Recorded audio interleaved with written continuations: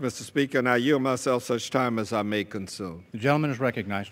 I thank the gentleman, my friend from Georgia, for yielding me the customary 30 minutes. Mr. Speaker, I rise today to debate the rule.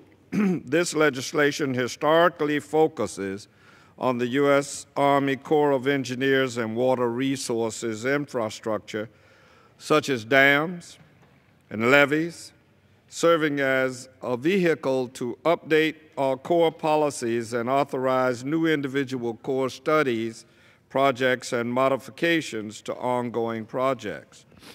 This legislation could not be more important for our country, specifically my state, with its numerous Army Corps projects and water resources that Florida's diverse environment, ecosystem, and economy relies on. I was pleased to see that this legislation includes authorization for the dredging of Port Everglades. I've lived with that request for 18 years of my career here in Congress. This is a project that has seen a long road to fruition, and that will be an immense boost to South Florida's economy. Furthermore, as co-chair of the House Everglades Caucus, my fellow caucus members, relevant stakeholders, and I have for years worked tirelessly to make the goal of Everglades restoration a reality. It is with this goal in mind that I support and applaud the inclusion of the Central Everglades Planning Project authorization in this bill. This authorization will mean almost $2 billion of federal and non-federal money will be put towards vital restoration projects that will help one of the world's most diverse and unique ecosystems thrive once again. We still have a long way to go to bring the Everglades back to the ecological prosperity, and many challenges remain ahead. But by authorizing this project, we'll be able to take a determined step in the right direction, helping Florida's environment and economy. But, Mr. Speaker, while I'm pleased this bill includes authorizations for critical water resource projects important to the state of Florida and for many other states around the country, I'm disheartened to see a measure that was reported favorably out of the Transportation and Infrastructure Committee with bipartisan support become shamefully transformed by Republican leadership. Under the guise of a budgetary point of order, the Republican leadership stripped a provision that would have unlocked the Harbor Maintenance Trust Fund to ensure that revenues collected from shippers are used to actually maintain U.S. coastal and Great Lakes harbors.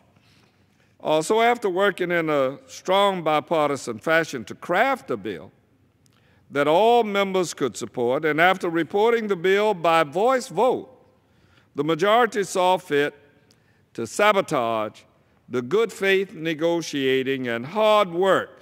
And I underscore one member, friend of mine from California, Congresswoman Hahn, who has worked on this the entirety of the time that she's here in Congress, and I'm sure serves as a disappointment for her. She'll speak to that later. Mr. Speaker, later today we'll be debating the rule for a bill that once again attacks the Affordable Care Act. That bill also had 2 points of order made against it.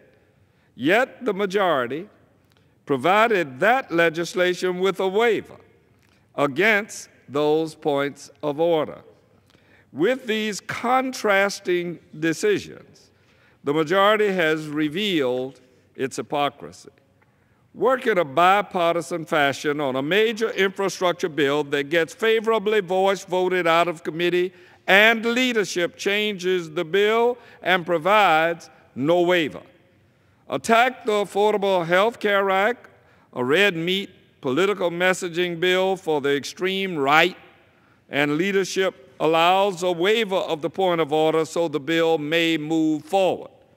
Mr. Speaker, I'm also disheartened to see that this legislation does not have any funding to help the people of Flint, and that my good friend, the member who represents the city of Flint in this House, Congressman Kildee, did not have his amendment, which would have provided much-needed relief to the citizens of Flint, made in order.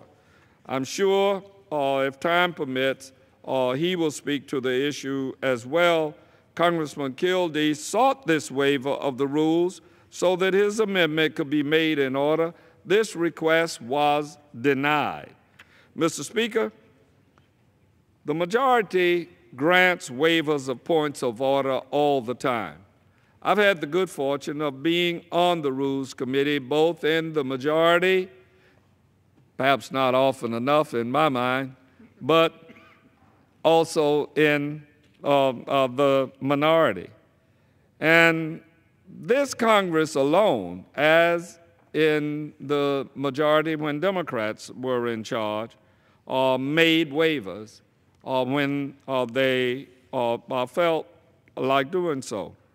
My Republican friends have granted 249 waivers, yet they denied a waiver to address a critical public health crisis. There's plenty of blame to go around as to the cause of this crisis. I said last night that I understand the implications of the state and the local government's responsibilities, but I also feel when children are poisoned that the federal government has an immense responsibility. To me, women, children, and the elderly becoming ill because of lead-tainted water is an everybody problem, and this body has a political and moral responsibility to help the people of Flint right this wrong. Simply put, Mr. Speaker, if we can't get a waiver of the rules after this House works in a truly bipartisan way to address the issues of our country or to help children who've been drinking poisoned water in their hometown, then when can we get a waiver? I reserve the balance of my time. The gentleman from Florida reserves. The gentleman from Georgia is recognized. Thank you, Mr. Speaker. I yield myself such time.